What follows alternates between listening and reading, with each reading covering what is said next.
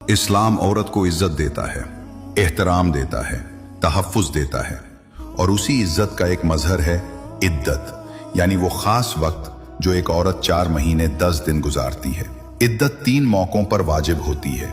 Number 1 शौहर के इंतकाल पर, नंबर 2 तलाक के बाद और नंबर 3 अगर शौहर से ताल्लुक हुआ और शादी खत्म हो गई।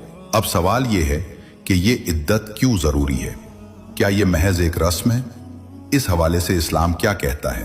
अल्लाह ताला कुरान मजीद में सूरतुल बकरा में फरमाता है, और तलाक याफ्ता औरतें अपने आप को 3 हैज तक रोके रखें। साइंसदानों के मुताबिक औरत के जिस्म में मर्द के स्पर्म के खुलिये कुछ देर तक बाकी रह सकते हैं और तहकीकात से मालूम हुआ है कि ये असरात तकरीबन 90 दिन यानी 3 माह तक औरत के जिस्म में मौजूद रहते हैं।